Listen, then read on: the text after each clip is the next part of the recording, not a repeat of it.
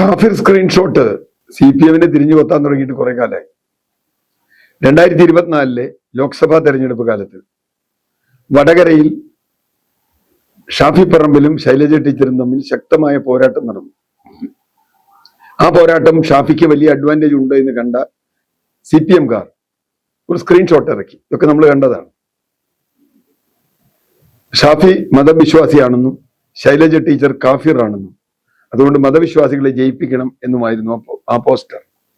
അത് വ്യാപകമായി 100 കണക്കിന് വാട്സപ്പ് ഗ്രൂപ്പുകളിലും അതുപോലെ ഫേസ്ബുക്കുകളിലും അത് പടർന്നു പിടിച്ചു. തീർച്ചയായും തെരഞ്ഞെടുപ്പിന്റെ വളരെ അവസാന ഘട്ടത്തിലാണ് അത് ഉണ്ടായത്. അത് വലിയ തോതിൽ കൺഫ്യൂഷൻ ഉണ്ടാക്കി. അതിനെതിരെ ഇടതുമുന്നണിയുടെ കൺവീനർ പരാതി കൊടുത്തു. ഇങ്ങനൊരു തട്ടിപ്പ് നടന്നിരിക്കുന്നു. പരാതി കൊടുത്തു. പിടിച്ചത് ഒരു യൂത്ത് ലീഗുകാരനെ. ആ യൂത്ത് ലീഗുകാരനെ കേസിൽ പിടിച്ചപ്പോൾ അത് കഴിഞ്ഞു. കേസ് പിന്നെ അങ്ങനെ മുമ്പോട്ട് പോയില്ല. ഇലക്ഷൻ കഴിഞ്ഞു. വളരെ നന്നായി തന്നെ ശൈലജ ടീച്ചർ തോറ്റു. അതൊക്കെ വേറെ കഥ. എങ്ങനെയാണ് ഈ കാഫിർ സ്ക്രീൻഷോട്ട് വന്നത്? യൂത്ത് ലീഗുകാരൻ അയാൾ വെറുതെ വിട്ടു കേസ് ചാർജ് ചെയ്തു. അയാൾ വെറുതെ ഇരുന്നില്ല. അയാൾ നേരെ ഹൈക്കോടതി പോയി. കോടതി പോയിട്ട് പറഞ്ഞു, ഇത് അന്വേഷിക്കണം, ഞാനല്ല പ്രതി. ആ അന്വേഷണമാണ് അന്ന് ഇടതുപക്ഷ സർക്കാരിന്റെ കാലത്ത് കാര്യമായിട്ട് നടന്നില്ല. 2024 മുതൽ നമുക്കറിയാമല്ലോ. അതുകൊണ്ട് അങ്ങനെ കുറച്ചൊന്ന് അന്വേഷിച്ച് ചെന്ന് കഴിഞ്ഞപ്പോൾ ഇത് ഏതോ DYFI-കാരന്റെ പോസ്റ്റ് ഇതിലെത്തി. അവിടെ നിന്നാണ് വന്നതെന്ന് കണ്ടു. അതോടുകൂടി കേസ് അവസാനിപ്പിച്ചു. ഇപ്പോൾ UDF-നെ സംബന്ധിച്ചിടത്തോളം വളരെ നിർണായകമായ ഒരു കേസാണ്. UDF-കാരെ കള്ളക്കേസിൽ കുടുക്കിയ ഒരു കേസാണ്.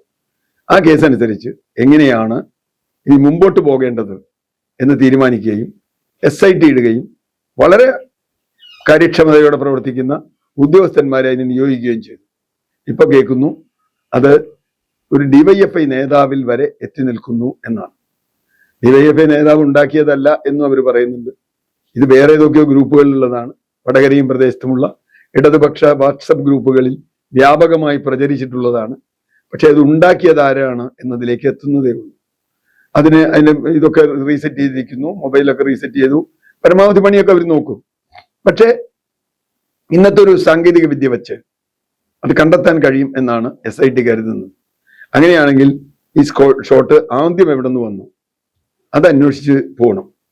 ഉറപ്പായിട്ടും ഇതുണ്ടാക്കിയത് LDF ഗ്രൂപ്പുകളാണ്, LDF-ൽ നിന്നുള്ള ആളുകളാണ് എന്ന് ഇന്ന് വ്യക്തമാണ്.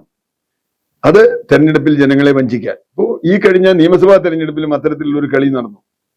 പേരാമ്പ്രയിൽ ഫാത്തിമ താഹ്ലിയ TP രാമകൃഷ്ണനെതിരെ മത്സരിച്ചപ്പോൾ ഒരു വലിയ മേക്ക് പ്രചരണം രാജ്യത്താകെ കൊണ്ടുനടന്നു. എന്താ, കൗമിലക്കുട്ടിക്ക് വോട്ട് ചെയ്യണം എന്ന് ലീഗുകാർ മുസ്ലിങ്ങളുടെ വീട്ടിൽ പോയി പറയുന്നു എന്ന് ഇടതുപക്ഷത്തിന്റെ മേക്ക് പ്രചരണത്തിൽ കണ്ടു. അത് റെക്കോർഡ് ചെയ്ത് വന്നിട്ടുണ്ട്.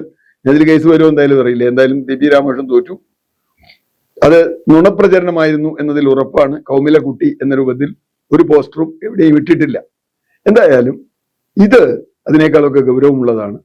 ഇത് അന്വേഷിച്ച് പോവുകയാണ്. ഇത് CPM-ലെ ഈ ഒരു DYFI നേതാവിന് മാത്രമല്ല, അദ്ദേഹമല്ല അതിട്ടത്. അത് അദ്ദേഹത്തിന് എവിടെ നിന്ന് കിട്ടിയെന്ന് അന്വേഷിക്കണം. അതിന്റെ സോഴ്സ് അന്വേഷിച്ച് ചെല്ലുമ്പോൾ ഉന്നതരായ CPM നേതാക്കൾ അതിന്റെ പിന്നിൽ ഉണ്ടാകും എന്ന് തന്നെയാണ് നമ്മൾ കരുതേണ്ടത്. കാരണം ഇത് ഇവരുടെ ഒരു സ്ഥിരം പതിവാണ്. ഇലക്ഷന്റെ തലേദിവസം വൈകുന്നേരമോ അല്ലെങ്കിൽ ഇലക്ഷന്റെ രാവിലെയോ ഇത്തരത്തിലുള്ള കള്ള പോസ്റ്ററുകൾ ഇട്ട് വ്യാപകമായി പ്രചരിപ്പിച്ച് ജനങ്ങളുടെ ഇടയിൽ കൺഫ്യൂഷൻ ഉണ്ടാക്കുക. നമുക്കറിയാം, വടകരയിൽ ഭൂരിപക്ഷവും ഹിന്ദു വോട്ടർമാരാണ്, മുസ്ലിം വോട്ടർമാരല്ല. എന്നിട്ടും ഇത്തരത്തിലുള്ള വ്യാജ പ്രചരണം നടത്തി. എന്നിട്ടും ഷാഫി ജയിക്കുകയും ചെയ്തു. അതിനർത്ഥം നമ്മുടെ ജനങ്ങൾ മതേതരമാണ് എന്നുള്ളതാണ്.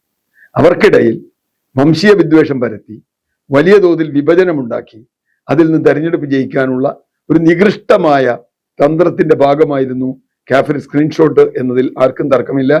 ആ അതിന്റെ ഭാഗമായുള്ള ഈ അന്വേഷണം മുന്നോട്ട് പോകണം. CPM-ൽ ഏത് ഉന്നതനാണെങ്കിലും അതിൽ ശിക്ഷിക്കപ്പെടും എന്ന് തന്നെയാണ് ഞാൻ കരുതുന്നത്.